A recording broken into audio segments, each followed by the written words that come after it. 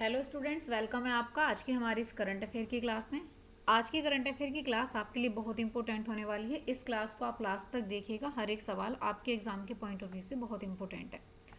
ये क्लास आपके लिए डेली होती है। पीडीएफ के लिए आपको टेलीग्राम चैनल लिंक में दिया हुआ है, उसको जाकर सब्सक्राइब कर लेंगे, फॉलो कर लेंगे। वहाँ पे आपको इस क्लास का पीडीएफ मिल जाएगा। सारी अपडेट्स आपको टेलीग्राम पर दे दी जाएंगी। और बाकी जो बच्चे पहली बार इस यूट्यूब चैनल पर आए हैं तो सब्सक्राइब कर लेंगे बाकी सभी क्लासेस के लिए।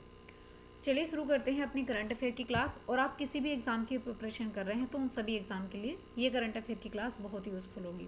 स्टार्ट करते हैं। सबसे पहले एक छोटी सी लाइन है कि इंसान सफल तब होता है जब वो दुनिया को नहीं बल्कि खुद को बदलना शुरू कर देता है। आप चाहते हो कि अपना इन्वायरमेंट या अपना आसपास की चीज़ें अगर चेंज करनी है या अपनी चीज़ों पे आपको थोड़ी और ग्रोथ करनी है तो उसके लिए आपको किसी दूसरे पे डिपेंड नहीं बल्कि आपको खुद पे डिपेंड होकर के आप सारी चीज़ों को बदल सकते हो। तो आपको खुद में इम्प्रूव करना है, बाकी चीज़ें आपके अकॉर्डिंग खुद ब खुद इम्प्रूव हो जाएंगी। ठीक है, चलिए खुद पे ध्यान देते हुए आज की क्लास को शुरू करते हैं। पहला सवाल यहाँ पे लिया है, सवाल नंबर 1। पहला सवाल लिया है कि हाल ही में 7 महाद्वीपों की सबसे ऊंची चोटी पर चढ़ाई करने वाली दुनिया की सबसे कम उम्र की महिला पर्वतारोही कौन बनी है। देखो, आपको पता है कि वीमेन एम्पावरमेंट को लेकर के इतने सारे सवाल आते हैं, चाइल्ड को लेकर के और वीमेन को लेकर के, और खासकर गवर्नमेंट की पॉलिसी लेकर के सबसे ज़्यादा सवाल आपके इसी के आसपास से बनते हैं। तो ये सवाल आपके लिए बहुत इंपॉर्टेंट होगा। ठीक है, आने वाले एग्जाम के लिए स्टार मार्क करके देखेंगे। बात कर रहे हैं महिला पर्वतारोही की। ठीक है, तो भाई महिला पर्वतारोही कौन बनी है और सातों महाद्वीपों पर चढ़ने वाली, सातों महाद्वीप की सबसे ऊंची चोटियों पर चढ़ने वाली है ना। ये रिया सिंघा हो जाएंगी, या फिर निकिता क्या बोलते हैं पॉलवाल हो जाएंगी, काम्या कार्तिकेयन हो जाएंगी, या फिर यहाँ पे कोनेरू हम्पी हो जाएंगी। इसका सही आंसर क्या होगा? देखो, सबसे युवा महिला पर्वतारोही की बात कर रहे हैं हम, तो भाई सबसे युवा महिला है ये जो पर्वतारोही हैं। ठीक है, चलिए जो आपकी पर्वतारोही की बात करें तो पर्वतारोही सबसे युवा महिला। ठीक है, अच्छा अब बात आती है कि भाई ये कौन है। अगर इनके नाम की बात करें तो ये हैं कौन? इनका नाम है काम्या कार्तिकेयन। क्या नाम है? ये नाम है इनका काम्या कार्तिकेयन। की बात करी जाए तो ये हैं काम्या कार्तिकेयन हो जाएंगी। ठीक है, चलो दूसरा सवाल आपका बनेगा कि काम्या कार्तिकेयन का संबंध कहाँ से है। ये हैं भारत के महाराष्ट्र से संबंध रखती हैं, महाराष्ट्र जिले से। ठीक है, तीसरा सवाल, चलिए अच्छा अब मैं यहाँ पे सातों महाद्वीपों की चोटियों की बात करती हूँ, आप मुझे बताते हुए चलेंगे। चलिए, यूरोप की सबसे ऊंची चोटी कौन सी हो जाएगी? यूरोप महाद्वीप की सबसे ऊंची चोटी नंबर 1 यूरोप। यूरोप की कौन सी हो जाएगी? अगर यूरोप की बात करें तो ये हो जाएगी माउंट एल्ब्रूज। कौन सी हो जाएगी? Mount Elburz. ठीक है, चलिए हो जाएगी आपकी माउंट एल्ब्रूज। अच्छा, दूसरी बात करते हैं, यूरोप से आगे आते हैं, एशिया की बात करते हैं। एशिया की सबसे ऊंची चोटी कौन सी हो जाएगी? अगर एशिया की, और वैसे तो अगर देखा जाए तो सबसे ऊंची चोटियों में यही चोटी गिनी जाती है ना। चलिए, अगर एशिया की बात करें तो कौन सी हो जाएगी? माउंट एवरेस्ट हो जाएगी। कौन सी? Mount Everest. ठीक है, चलिए नंबर 3। इसके बाद में अगर बात करें यहाँ पे अफ्रीका की सबसे ऊंची चोटी कौन सी हो जाएगी? अफ्रीका की बात करी जाए तो अफ्रीका की कौन सी हो जाएगी? Kilimanjaro, mount Kilimanjaro. ठीक है, किलिमंजारो हो जाएगी, माउंट किलिमंजारो इसकी सबसे ऊंची चोटी हो जाएगी। ठीक है, अच्छा इसके बाद में बात करते हैं यहाँ पे अंटार्कटिका की। अंटार्कटिका की बात करी जाए तो अंटार्कटिका की बात करें तो इसकी सबसे ऊंची चोटी कौन सी हो जाएगी? Number 4 Antarctica. अंटार्कटिका की कौन सी हो जाएगी? यहाँ पे विंस ऑफ मैसिफ है ना। कौन सी हो जाएगी? माउंट विंस ऑफ मैसिफ की बात करें तो हो जाएगी माउंट विंस ऑफ मैसिफ। ठीक है, चलिए अच्छा इसके बाद में नंबर 6 एक रहा आपका नॉर्थ अमेरिका और साउथ अमेरिका। नॉर्थ अमेरिका की बात करें तो नॉर्थ अमेरिका में कौन सी सबसे ऊंची चोटी हो जाएगी? ये हो जाएगी माउंट डेनाली। कौन सी हो जाएगी? Mount Denali. ठीक है, और इसके बाद में साउथ अमेरिका की बात करी जाए तो साउथ अमेरिका की सबसे ऊंची चोटी कौन सी हो जाएगी? ये हो जाएगी एकांकगुआ, माउंट एकांकगुआ। ठीक है, एकांकगुआ। अब देखो आपके एग्जाम में ना एक तो ये आता है कि भाई इनको मिलान करने के लिए कि कौन सी क्या बोलते हैं किस महाद्वीप की कौन सी सबसे ऊंची चोटी है ना। तो आपको ये आपके लिए बहुत इंपॉर्टेंट, कई बार तो सीधा सवाल बन जाएगा और जब कभी आप अच्छे एग्जाम की तैयारी करते हैं तो आपको ये मिलाने के लिए भी आ जाती है ना। चलिए आंसर हो जाएगा काम्या कार्तिकेयन। काम्या कार्तिकेयन का संबंध जो है महाराष्ट्र से है और ये सबसे पहली महिला हैं जो सबसे कम उम्र में महिला पर्वतारोही बनी है, सातों महाद्वीपों की सबसे ऊंची चोटी पर चढ़ाई करने वाली। ठीक है, चलिए फिलहाल इसका आंसर हो गया, आंसर ऑप्शन सी। ये आपके सामने दिखाई दे रही है, ये है काम्या कार्तिकेयन। ठीक है, यंगेस्ट गर्ल है। चलिए आगे बात करते हैं अगला सवाल नंबर 2।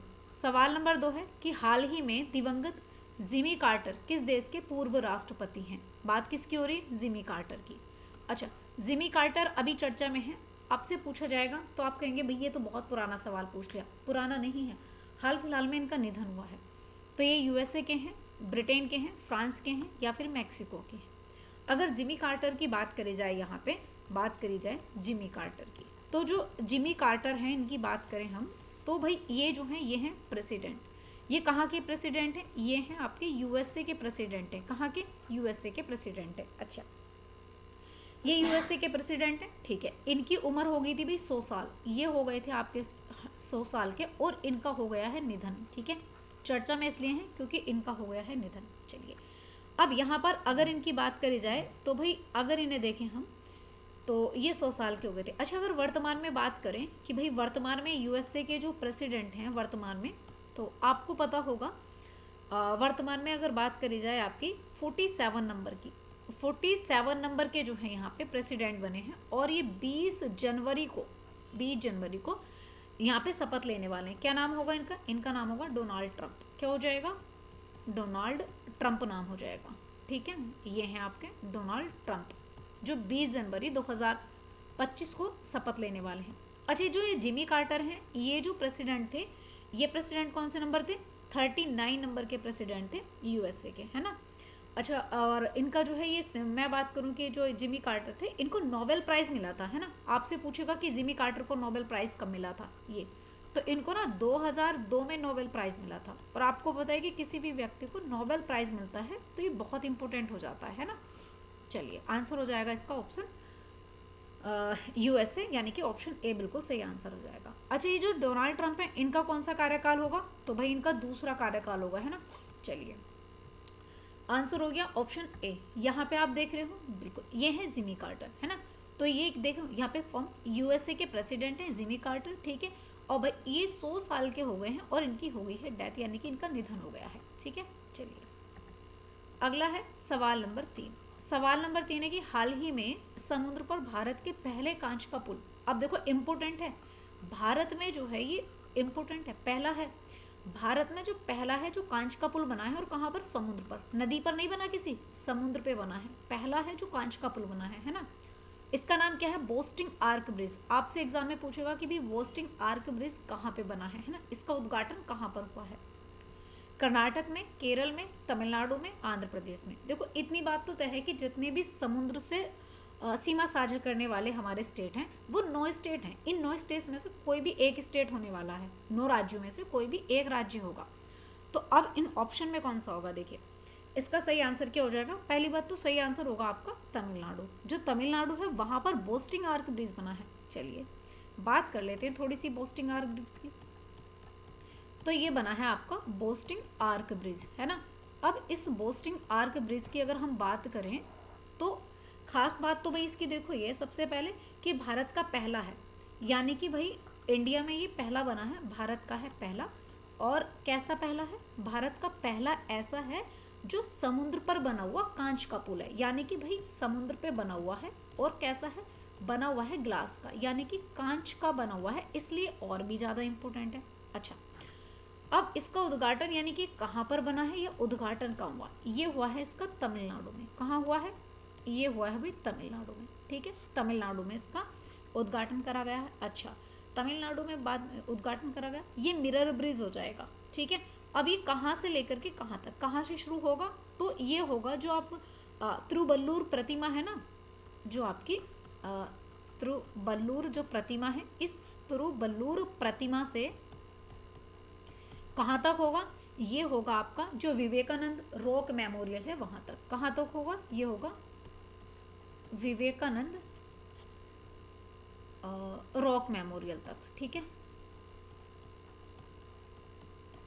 चलिए विवेकानंद रॉक मेमोरियल तक, जो तिरुवल्लुर है, तिरुवल्लुर प्रतिमा से विवेकानंद रॉक मेमोरियल तक ये होगा आपका। ठीक है, इतना लंबा होगा। और ये समुद्र पर बना हुआ कांच का पहला पुल है जिसका नाम है ब्रिज जो है आपका बोस्टिंग आर्क ब्रिज। ठीक है, आंसर हो जाएगा ऑप्शन सी यहाँ पे बिल्कुल सही आंसर हो जाएगा। ठीक है, चलिए अगले सवाल की तरफ देखते हैं। देखो ये आपको दिखाई दे रहा है, ये बिल्कुल ये कांच ब्रिज है। ठीक है, चलो आगे बात करते हैं। अगला सवाल, सवाल नंबर 4। सवाल नंबर 4 है कि हाल ही में चर्चा में रहे कैसलर सिंड्रोम, बहुत इंपॉर्टेंट है, स्टार मार्क कर लेना। वैसे तो देखो आज सारे क्वेश्चन आपके लिए बहुत इंपॉर्टेंट है।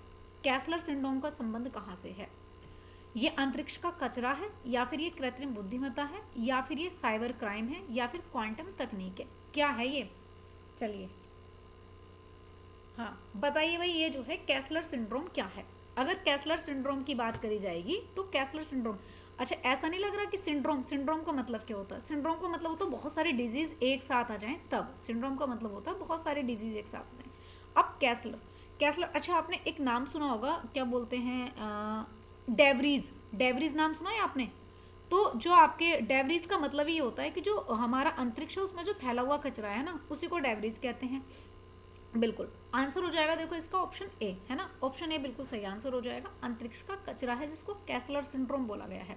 अच्छा, तो ये कैसलर वर्ड कहाँ से आया? देखो अगर बात करें हम यहाँ पे कैसलर सिंड्रोम की, ठीक है, कैसलर सिंड्रोम की अगर बात करी जाए तो जो ये कैसलर सिंड्रोम है ना, चलिए कैसलर सिंड्रोम जो है, पहली बात तो भी है क्या, ठीक ये है अंतरिक्ष में फैला हुआ जो कचरा है ना, अंतरिक्ष में, ये अंतरिक्ष के कचरे की बात हो रही है। ठीक है, अंतरिक्ष का कचरा। अच्छा एक बात बताओ, जितने हम यहाँ पे उपग्रह भेजते हैं, हम अंतरिक्ष में जितनी भी चीज़ें भेज रहे हैं, है ना, अब हम अपने अपने यहाँ पे एस्ट्रोनॉट्स भी भेजते हैं, है ना, अंतरिक्ष भी भेजते हैं, और बहुत सारी चीज़ें अंतरिक्ष में भेजने वाली जो चीज़ें हैं बहुत सारे, कई बार हम अपने प्रैक्टिकल के लिए, और कई बार हम, आपने देखा होगा कि अंतरिक्ष में वॉक करने के लिए भी यूएसए, बहुत सभी कंट्री जा रहे हैं। तो अपनी अपनी जो भी किसी ना किसी चीज़ से, यानी कि व्हीकल से तो जाते ही हैं। जो व्हीकल है वो अपने साथ जितनी भी चीज़ें लेके जाता है वो वापस तो लेके नहीं आता, अंतरिक्ष में छोड़ देता है। अब अंतरिक्ष में जो कचरा घूम रहा है उसको भी तो कहीं ना कहीं किसी न किसी प्रकार से उसको भी तो ठिकाने लगाना है ना, बिल्कुल इसी को लेकर के यहाँ पे कैसलर सिंड्रोम, यानी कि जो अंतरिक्ष का कचरा है उसको लेकर के बात करी गई है। तो ये चर्चा में रहा है कैसलर सिंड्रोम, जो कि अंतरिक्ष का कचरा है। ठीक है, अच्छा इसको हम अंतरिक्ष का मलबा या डेवरीज कह सकते हैं। इसके लिए एक वर्ड और है, डेवरीज। ठीक है, ये डेवरीज वर्ड या अंतरिक्ष का मलबा। चलिए अब एक बात बताएं आपको, देखो सबसे पहले 1978 में जो है नासा के एक वैज्ञानिक थे। ठीक है, अब जो नासा है इसके एक वैज्ञानिक थे, और इनका नाम जो था, इनका नाम था कैसलर। ठीक है, यानी कि इनके नाम से इसको जो है नाम दिया गया। इन्होंने सबसे पहले इसके बारे में बताया था। ठीक है, चलिए कैसलर ने, इनका मैं सीधा नाम लिख देती हूँ, कैसलर भाई साहब थे ये, कैसलर, इन्होंने बताया था। ठीक है, चलिए आगे बात कर लेते हैं। तो इसका आंसर हो जाएगा ऑप्शन ए, बिल्कुल करेक्ट आंसर हो जाएगा। यहाँ पे आप देख रहे हो ये हमारी अर्थ है, पूरी पृथ्वी है ये। अब इस पूरी पृथ्वी पर आप देखो कितने डेली, तो खैर नहीं कह सकते, लेकिन हाँ हम डेली दूसरे तीसरे दिन पढ़ते रहते हैं, हर महीने, हर दूसरे तीसरे दिन, हर एक सप्ताह पढ़ते रहते हैं कि इस कंट्री ने अपना ये अंतरिक्ष लॉन्च किया है, ये रॉकेट लॉन्च किया है। इतने सारे रॉकेट जाते हैं, अपने सारे इतना सारा मलबा लेके जाते हैं, डेवरीज लेके जाते हैं, तो वो अंतरिक्ष में छोड़ देते हैं। और आपको जो ये पिक्चर दिख रही है ना, कुछ इस तरीके से यहाँ पे डेवरीज आपका पूरे अर्थ के चारों ओर घूम रहा है ना। चलिए अगला सवाल है सवाल नंबर 5। सवाल नंबर 5 है कि हाल ही में केंद्र सरकार ने किस राज्य के भूस्खलन को गंभीर प्राकृतिक आपदा घोषित करा है? अच्छा अभी आपको पता प्रियंका गांधी जी यहाँ पे एमपी रही हैं, मेंबर्स ऑफ पार्लियामेंट रही हैं यहाँ से। तो यहीं पर आपने देखा होगा कि जो गंभीर प्राकृतिक आपदा रही थी, यहाँ पे रही थी, इसका संबंध कहाँ से होगा? जो लैंडस्लाइड हुई थी उसकी बात कर रही हूँ। उत्तराखंड में, राजस्थान में, केरल में, या फिर तमिलनाडु में, कहाँ पर होगा? इसका संबंध कहाँ से होगा? अच्छा बात कर रहे हैं गंभीर प्राकृतिक आपदा की। ठीक है, ये गंभीर प्राकृतिक आपदा है। ठीक है, इस आपदा की हम बात कर रहे हैं। चलिए जो ये आपदा है इसकी बात करेंगे। भाई गंभीर प्राकृतिक आपदा, एक एरिया को, एक राज्य को घोषित किया गया है। अच्छा किसको घोषित किया गया है? तो भाई ये जो है, ये जो घोषित करा है, इसकी घोषणा जो करी है, इसकी घोषणा करी है केरल ने। किसने करी है? ये करी है भाई केरल ने। अच्छा अब दूसरी बात करें कि केरल ने तो करी है, ठीक बात है, ये जो है हुआ कहाँ पर है? अगर इसके क्षेत्र की बात करें तो भाई कहाँ हुआ है? अभी मैंने बताया था एक क्षेत्र है वायनाड वाला, है ना, बहुत ज़्यादा चर्चा में था वायनाड क्षेत्र, और ये केरल का ही है।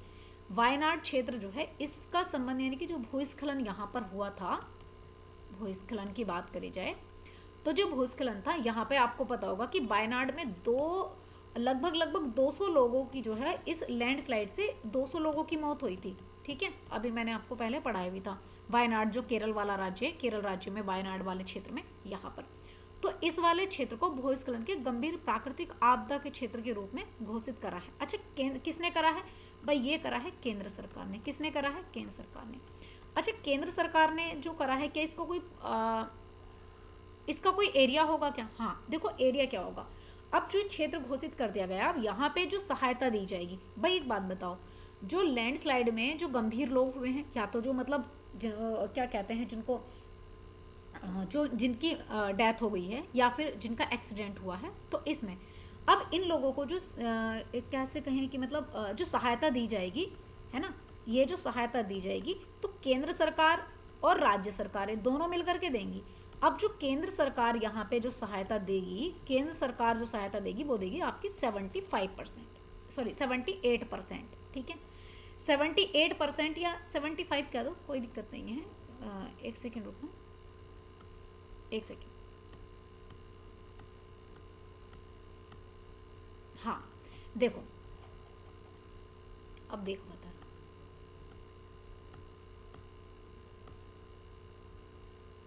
यहाँ पे जो केंद्र सरकार देगी ये देगी 75%, और भाई जो स्टेट गवर्नमेंट देगी, अगर स्टेट गवर्नमेंट की बात करें तो भाई उस राज्य यानी कि संबंधित राज्य जो देगा वो देगा यहाँ पे 25% सहायता। तो इस तरीके से जो 100% सहायता दी जाएगी उसमें केंद्र का योगदान रहेगा 75% और राज्य को रहेगा 25%। ठीक है। अच्छा, अब इसका संबंध कहाँ से हो जाएगा? ये है आपका जो वायनाड वाला क्षेत्र था, गंभीर प्राकृतिक आपदा घोषित करा है केंद्र राज्य ने भूस्खलन वाले एरिया को, केरल में। ठीक है, आंसर हो जाएगा ऑप्शन सी। ठीक है, कुछ इस प्रकार की आपको स्थिति दिखाई देती है। अब ये जो आपको दिखाई दे रही है वाकई में ये वास्तविकता ये नहीं होती, और सरकारी आंकड़े हमेशा आपको पता है कि अगर सरकारी आंकड़ों की बात करें तो अगर 200 लोगों का आंकड़ा है तो मान के चलो कि लगभग 500 से 700 आदमी जो है यहाँ पे 500 से 700 आदमी इससे प्रभावित हुए हैं। ठीक है, व्यक्ति। चलिए अगला सवाल है सवाल नंबर 6। सवाल नंबर 6 है कि हाल ही में किस देश के न्यायालय ने मार्शल लॉ लगाने के मामले में राष्ट्रपति को गिरफ्तार करने की मंजूरी दी है? अच्छा, मार्शल लॉ पता है? बिल्कुल। देखो, दो चीजें होती हैं भाई, राष्ट्रपति के पास पावर होती है। चलो पहले इस सवाल को देखते हैं, उसके बाद बताती हूँ। तो एक देश है, उसके न्यायालय ने कहा है कि भैया मार्शल लॉ लगाने के मामले में, वहाँ के राष्ट्रपति ने जो मार्शल लॉ लगाया था उसके मामले में राष्ट्रपति को गिरफ्तार करने की मंजूरी दी है। अच्छा, कहाँ के? दक्षिण कोरिया के, ऑस्ट्रेलिया के, कनाडा के या फिर फ्रांस के? चलिए बात किसकी हो रही है भाई? मार्शल लॉ की बात कर लेते हैं। चलो भाई यहाँ पे मार्शल लॉ। अब मार्शल लॉ की बात करें तो इस मार्शल लॉ की अगर हम बात करते हैं तो पहली बात तो ये है कि भाई दक्षिण कोरिया जो है, अगर इसकी बात करें, जो साउथ कोरिया है अगर इसकी बात करें तो साउथ कोरिया ने क्या करा है? देखो साउथ कोरिया जो है, साउथ कोरिया का अगर बात करें यहाँ पे सियोल की बात करें तो साउथ कोरिया का जो सियोल है, यानी कि इस न्यायालय सियोल न्यायालय की बात करी जाए, साउथ कोरिया के सियोल न्यायालय ने जो है यहाँ के भाई एक प्रेसिडेंट हैं, तो इनकी बात करें, यहाँ के जो पूर्व प्रेसिडेंट कह सकते हैं, तो इन प्रेसिडेंट की बात करें जिनका नाम है यून सुक सियोल। क्या नाम है? यून सुक सियोल। ठीक है। अब जो यहाँ के प्रेसिडेंट हैं, इन पर भाई साहब इन्होंने कहा है कि जी आपने मार्शल लॉ लगाने के लिए जो है चीज़ें जो दी गई थी उनके अकॉर्डिंग मार्शल लॉ नहीं लगाया है ना, इसके अकॉर्डिंग इनसे जो है इनको राष्ट्रपति को गिरफ्तार करने की मंजूरी दी है। पूर्व राष्ट्रपति हैं, पूर्व का मतलब है कि पद पे नहीं है। ठीक है। चलो, क्योंकि आपको पता है कि इंडिया में तो ये चीज़ है कि राष्ट्रपति को पद पर रहते हुए आप गिरफ्तार नहीं कर सकते। ठीक है, बाकी मंत्रियों को भी, लेकिन वहाँ पे भी यही है। तो ये पूर्व प्रेसिडेंट थे, इनको यून सुक सियोल को कि तुमने मार्शल लॉ लगाया है वो अकॉर्डिंग टू रूल नहीं था, इसके लिए भाई इनको जो है सियोल न्यायालय ने गिरफ्तार करने की मंजूरी दे दी। अच्छा, अब देखो एक मजे की बात क्या है यहाँ पे, इनको तो गिरफ्तार करने की मंजूरी दे दी, ये बात तो बिल्कुल ठीक है। अब ना यहाँ पे जब ये यून सुक सियोल भाई ये अपने पद से हटे तो यहाँ पे कार्यवाहक राष्ट्रपति बने थे। क्या नाम था इनका? जो कार्यवाहक राष्ट्रपति बने तो चर्चा में थे बड़े कार्यवाहक राष्ट्रपति। अगर इनकी बात करें तो जो कार्यवाहक राष्ट्रपति थे इनका नाम था होनडक्सू। क्या नाम था? ये थे आपके होनडक्सू। ठीक है, अब होर्नडक सू की बात करी जाए ना, तो भाई साहब इन्होंने क्या करा था, इनके लिए भी जो है अविश्वास प्रस्ताव आ गया था वहां पर। तो इनको भी हटाने के लिए आपने, तो इनको हटाने के लिए भी महाभियोग ले आए थे, ठीक है, इनके लिए भी महाभियोग, माफ कीजिएगा, अविश्वास प्रस्ताव केंद्र सरकार के अधीन आता है, और वो भी आपके जो सरकार होती है, सरकार को गिराने के लिए। तो इनके लिए ना महाभियोग ले आए थे जो कार्यवाहक राष्ट्रपति थे। मतलब कहने का ये है कि इनके लिए भी आ गया, और जो यहाँ के प्रेसिडेंट थे जिनकी बात कर रही हूँ यून सुक सियोल के, इनके लिए भी, ठीक है। अब इंडिया की बात कर लेते हैं इतनी सी यहाँ पर। जो इंडिया के प्रेसिडेंट होते हैं, इंडिया के प्रेसिडेंट की बात बताएं तो सबसे पहले इंडिया के प्रेसिडेंट की बात करें, आर्टिकल 72। आर्टिकल 72 ये कहता है कि जो भारत का राष्ट्रपति होगा उसके पास में क्षमादान की शक्ति होगी। किसकी? क्षमादान की पावर होगी, ठीक है। अच्छा, जो क्षमादान की शक्ति है ये गवर्नर के पास भी रहती है, यानी कि एक आपका गवर्नर होता है 62 में। तो यहाँ पे अगर गवर्नर की बात करें तो इस गवर्नर के पास भी एक पावर होती है क्षमादान की, ठीक है। लेकिन राष्ट्रपति के पास में जो पावर होती है वो मृत्युदंड को भी, यानी कि अगर मान लिया जाए कि किसी व्यक्ति को मृत्युदंड मिल गया तो राष्ट्रपति उसे भी क्षमा कर सकता है। साथ साथ में जो भाई सेना, यानी कि हमारे पास में 3 सेना है, जल सेना, साथ में थल सेना और वायु सेना, तीनों सेनाओं के जो हेड होते हैं उनके द्वारा दिया गया अगर कोई दंड है उसको भी माफ कर सकता कंप्लीटली राष्ट्रपति। लेकिन जो गवर्नर है इसके पास ये पावर नहीं होती है ना। चलिए, तो यही था इनका मार्शल लॉ। चलिए, आंसर हो जाएगा ऑप्शन ए, यानी कि दक्षिण Korea is the correct answer. बिल्कुल, आगे बात कर लेते हैं। चलिए, तो ये है यहाँ के यून सुक सियोल। अगला सवाल, चलिए सवाल नंबर 7, क्वेश्चन नंबर 7 है कि हाल ही में इसरो ने पहले स्पेस डॉकिंग मिशन जिसका नाम है स्पेडेक्स, इसका जो है इसको कहाँ से लॉन्च किया। अच्छा, स्पेडेक्स मैं आज नहीं पढ़ा रही हूँ, मैंने अभी आपको एक बार और पढ़ाया था स्पेडेक्स, है ना। और मैंने कहा था कि ये कैसा है, ये डॉकिंग मिशन है। अब डॉकिंग समझते हो ना। देखिए, पहला है, सबसे पहली बात तो इंडिया का ये पहला डॉकिंग मिशन है। और डॉकिंग मिशन कैसा है, डॉकिंग मिशन, और ये स्पेडेक्स है। पहली बात तो इसका लॉन्चिंग व्हीकल उसने पूछा है कि जो लॉन्च करा था वो कहाँ से करा है। PSLV C-58 से, PSLV C-59 से, PSLV C-60 से, या PSLV C-61 से।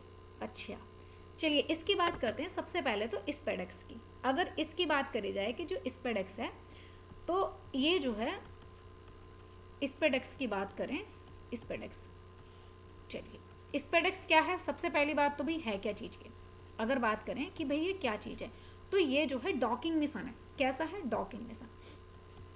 ये है आपका, यहाँ लिखती हूँ नीचे, डॉकिंग मिशन है। मतलब डॉकिंग मिशन कैसा होगा, समझ में आ रहा कुछ? चलिए बताती हूँ। यह है पहली बार डॉकिंग मिशन। डॉकिंग मिशन का मतलब क्या होता है, देखो, डॉकिंग मिशन ऐसा मिशन होता है, मतलब क्या है कि स्पेस में ही जो एक मिशन को या क्या बोलते हैं, एक सैटेलाइट को दूसरी सैटेलाइट से जोड़ दे, ठीक है। कैसा है कि एक सैटेलाइट को दूसरी सैटेलाइट से जोड़े, वो है डॉकिंग मिशन। अच्छा, अगर इस स्पेडेक्स की बात करी जाए तो सबसे पहली बात तो भाई लॉन्च किसने करा है। अगर यहाँ पे लॉन्च की बात करें तो लॉन्च करा है इसको इसरो ने। किसने? इसरो ने इसको लॉन्च करा है। अच्छा, इसरो ने लॉन्च करा है, तो इसका लॉन्चिंग व्हीकल की बात करें कि भाई इसको, जो इसका लॉन्चिंग व्हीकल है, मतलब किस के द्वारा इसको लॉन्च किया गया था, है ना। व्हीकल तो वही होता है ना, बिल्कुल। अगर बात करें कि भाई इसका लॉन्चिंग व्हीकल की बात करें तो लॉन्चिंग व्हीकल कहाँ से इसको लॉन्च किया गया था, इसको लॉन्च किया गया है भाई आपका PSLV C-60 से। किससे? PSLV, polar satellite launching vehicle system कह सकते हैं, पोलर सैटेलाइट लॉन्चिंग व्हीकल, है ना। अगर इसकी बात करें तो ये C-60 से जो है इसको लॉन्च करा है। अच्छा, अब दूसरी बात ये आती है कि भाई इसको यहाँ से तो लॉन्च करा है, कब करा है। अच्छा, ये सवाल अगर पूछें कि कब करा है, तो ये 30 दिसंबर को हुआ है, ठीक है,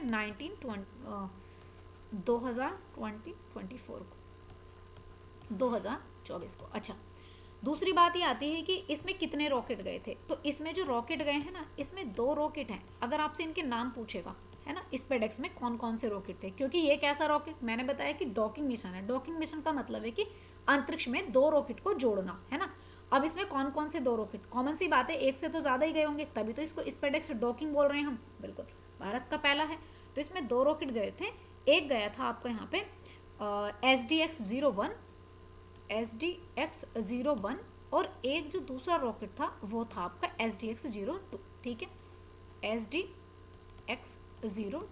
ये 2 रॉकेट गए थे और दोनों रॉकेट तुम्हें थोड़े से याद रखने हैं, ठीक है। चलो, स्पेस में जो है जोड़ने का काम करेंगे यहाँ पे, यानी कि डॉकिंग का काम करेंगे। और भारत अगर ऐसा कर लेता है, अच्छा दूसरी बात देखो, आंसर तो ऑप्शन सी है, अगर ऐसा इंडिया ने कर लिया, ये भारत ने इसको सफल कर लिया, तो भारत जो है ना सबसे पहले नंबर पे तो है यूएसए, ठीक है। दूसरे नंबर पर आता है आपका रूस और तीसरे नंबर पर आता है आपका चीन। तो भारत ऐसा करने वाला भारत जो है आपका 4th नंबर पर आ जाएगा, ठीक है। क्योंकि अभी तक जो डॉकिंग मिशन में सक्सेसफुल हुआ है यूएसए हुआ है, उसके बाद में रूस हुआ है, उसके बाद में चाइना हुआ है, ठीक है। तो 4th नंबर पर आ जाएगा हमारा इंडिया। आंसर हो जाएगा इसका ऑप्शन सी, ठीक है ना। चलो ये देख रहे हो आप, यही है स्पेडेक्स मिशन, ठीक है। चलो, जिसका नाम है PSLV C60, ठीक है। अच्छा, PSLV जो PSLV C59 था 59, इससे कौन सा मिशन लॉन्च किया गया था, याद आ रहा है कुछ? PROBA mission. कौन सा था? प्रोबा। ये याद रखना है, कई बार आपसे पूछा भी जाएगा। चलिए अगला सवाल नंबर 8। क्वेश्चन नंबर 8 है कि हाल ही में दुनिया की सबसे तेज यानी कि 400 किलोमीटर घंटा वाली हाई स्पीड ट्रेन, जिसका नाम है यानी कि प्रोटोटाइप, क्या नाम है? CR450 किसने लॉन्च करी है? ये जापान ने लॉन्च करी है, चीन ने, फ्रांस ने या दक्षिण कोरिया ने? अच्छा भाई बताओ इसका सही आंसर क्या होगा। चलिए, दुनिया की सबसे तेज चलने वाली ट्रेन है, यानी कि भाई ये दुनिया में ना सबसे ज्यादा स्पीड है इसकी, दुनिया में सबसे तेज ट्रेन की बात करी जाए, सबसे तेज ट्रेन है ना, तो ये सबसे तेज ट्रेन कौन सी हो जाएगी? देखो, अगर इसकी बात करेंगे तो भाई इसकी जो स्पीड है, जिस ट्रेन की मैं बात कर रही हूँ, इसकी स्पीड है लगभग 400 किलोमीटर पर आवर है। अब आप कहोगे कि मैम आपने तो यहाँ पे CR45 लिखा है। हाँ देखो, पहली बात तो ये कौन सी ट्रेन है, इस ट्रेन के नाम की बात करते हैं। जो इसका नाम है जी यहाँ पे आपका CR450। मतलब ये है कि अगर इसकी टेस्टिंग की जाती है, अगर इसको चलाया जाता तो 450 किलोमीटर पर आवर की स्पीड से भाग जाएगी, मतलब इतनी तेज चल लेगी। लेकिन अगर इसकी नॉर्मल देखें कि भाई हमें इतनी तेज तो नहीं चलानी, अगर नॉर्मल देखें तो 400 किलोमीटर पर आवर की स्पीड से चलने वाली है। अच्छा, अब इसकी विशेषता की बात कर लेते हैं, है ना। इसकी विशेषता, अच्छा इसकी विशेषता क्या होगी? सबसे पहली बात तो भाई ये स्थायी चुंबक को इस्तेमाल करके चलेगी, ठीक है, यानी कि किस स्थायी चुंबक के सिद्धांत पे चलेगी। अच्छा, दूसरी बात क्या है? दूसरी विशेषता ये कैसी है? ये जो मैगलेव ट्रेन है, ये कैसी है भाई? ये है आपकी मैगलेव ट्रेन है। अच्छा, दूसरी बात मैगलेव ट्रेन। दूसरी बात, ऊर्जा दक्षता इसमें ज़्यादा है, कैसी है? ऊर्जा दक्षता की बात करें ये ज़्यादा है, और भाई यहाँ पे यात्रियों के लिए आरामदायक भी है ना। चलो, यात्री की आरामदायक की भी बात करें और टाइम भी बच रहा है, ठीक है। अच्छा, इसकी बात करें तो भाई इसको लॉन्च किसने किया है, ये तो मैं बताना भूल गई। इसको लॉन्च किसने किया है? तो ये करा है भाई चीन ने, इसको लॉन्च करा है, ठीक है। चीन ने इसको लॉन्च करा है, ठीक है। आंसर हो जाएगा option A is the sorry B is the correct answer, Japan नहीं होगा। हाँ, इसका सही आंसर हो जाएगा बिल्कुल ऑप्शन बी, ठीक है, चीन। हाँ, किसने लॉन्च करा है इसको? चीन ने। चलिए, यहाँ पर आप देख रहे हो यही है आपकी, जिसका नाम है CR450, ठीक है, चीन के द्वारा लॉन्च हुई है। अगला सवाल नंबर 9। सवाल नंबर 9 है कि हाल ही में मातृ मृत्यु दर को कम करने के लिए सृजन मोबाइल ऐप किसने लॉन्च करा है? देखिए, बात किसकी कर रहे हैं? बात हो रही है सृजन मोबाइल ऐप की। ये है क्या भैया? ये है आपका मोबाइल ऐप है एक, ठीक है। इस मोबाइल ऐप की बात करी जाए तो इसको लॉन्च किसने करा है? चलिए, पहली बात तो ये है कि भाई इसको लॉन्च किसके द्वारा किया गया है? इसको लॉन्च करा है पंजाब ने। किसने इसको लॉन्च करा है? पंजाब ने। अच्छा, दूसरी बात यह है कि भाई इसका काम क्या होगा? तो भाई इसके काम की बात करी जाए तो वही काम सिंपल है। इसका काम क्या है?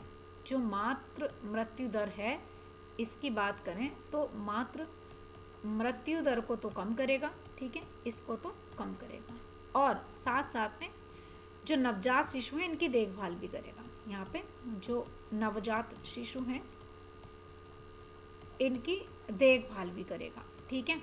अच्छा, इनकी देखभाल भी करेगा। दूसरी बात यह है कि भाई इसको किसने लॉन्च करा है? पंजाब ने। अच्छा, पंजाब के CM कौन हो जाएंगे? भगवंत मान। कौन हो जाएंगे?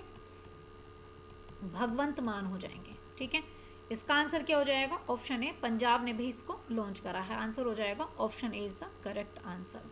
चलिए, तो यहाँ पे देखेंगे पंजाब गवर्नमेंट ने जो है यहाँ पे आपके मातृ शिशु दर जो है इसको कम करने के लिए ये सृजन ऐप जो है इसको लॉन्च कर दिया है। और ये जो आपको दिख रहे हैं यहाँ के सीएम है भगवंत मान। ठीक है, चलिए आज का अंतिम सवाल है सवाल नंबर 10। यह है कि हाल ही में डीबीएस बैंक जो है डीबीएस बैंक इंडिया का सीईओ किसे नियुक्त किया गया है?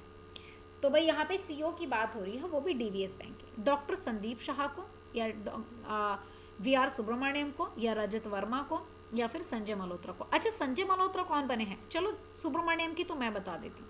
सुब्रमण्यम की नियुक्ति भी आपको पता है हाल फिलहाल में इनको अपॉइंट किया गया है। और जो नेशनल ह्यूमन राइट कमीशन है ना, मानव अधिकार आयोग की बात करें, या जो नेशनल ह्यूमन राइट कमीशन है उसके अध्यक्ष बनेंगे। तो चलो उसके हेड हैं ये तो, है ना। अब आप मुझे यहाँ पे बताओ संजय मल्होत्रा कौन है? संजय मल्होत्रा कौन है, बताएंगे जरा? हाँ, संजय मल्होत्रा। चलिए, तो अब यहाँ पे आंसर होगा रजत वर्मा। इन रजत वर्मा की अगर बात करें तो रजत वर्मा को जो है आपका जो डेवलपमेंट बैंक है ना, ठीक है, डेवलपमेंट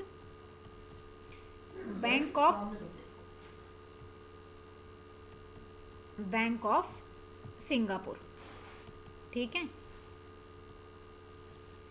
जो ये मैं बात कर रही हूँ आपसे डीबीएस बैंक की। तो ये जो डीबीएस बैंक है, डीबीएस बैंक की अगर बात करी जाए तो डीबीएस बैंक की फुल फॉर्म है डेवलपमेंट बैंक ऑफ सिंगापुर। ठीक है, अच्छा, वहाँ की ब्रांच है ये। दूसरी बात अगर इसकी बात करी जाए तो भाई ये सिंगापुर का ब्रांच है। अब ये कब सिंगापुर ने इंडिया में जो पहला ब्रांच खोला था, ये खोला था इंडिया में 1968 में अपना पहला ब्रांच खोला था और इसको मतलब स्थापित करा था। और आज की बात करें तो आज जो है, यानी कि अगर बात करें आज की, तो आज इंडिया में इसके 25 ब्रांच हैं। ठीक है, 25 ब्रांच हैं आज भारत में जो काम कर रहे हैं। अच्छा, अब इसका जो है कार्य कौन संभालने वाले हैं, या इसके सीईओ कौन बने हैं? तो अगर बात करें इसके सीईओ की तो वो बने हैं आपके रजत वर्मा। कौन बने हैं? ये बने हैं आपके रजत वर्मा। कब से कार्यभार संभालेंगे ये? तो ये भैया अपना काम संभालने वाले हैं 1 मार्च 2025 से। ठीक है, 1 मार्च 2025 से अपना काम संभालने वाले हैं रजत वर्मा। ठीक है, चलिए आंसर हो जाएगा ऑप्शन सी, बिल्कुल करेक्ट आंसर हो जाएगा। ये देख रहे हैं आप, ये हैं रजत वर्मा जो आपके सीईओ हैं किसके? डीबीएस बैंक के। ठीक है, डेवलपमेंट बैंक ऑफ सिंगापुर की बैंक है और इंडिया में। ठीक है, चलिए आगे बात कर लेते हैं। अच्छा, आज के तो इतने ही सवाल हैं आपके, आज इतनी ही बात करते हैं। बाकी सारी चीज़ें हम देखने वाले हैं कल के सेशन में। हम और भी इम्पोर्टेंट सवाल लेने वाले हैं, जो आज के 2-3 सवाल थे जो आज नहीं कर पाए, है ना। तो ठीक है, फिर पीडीएफ के लिए आपको टेलीग्राम पे जा करके ज्वाइन कर लेना है। और जो पहली बार आए हैं तो चैनल सब्सक्राइब कर लेंगे। बाकी क्लास आपको अच्छी लगती है तो लाइक भी करेंगे। भाई ठीक है, थैंक यू फॉर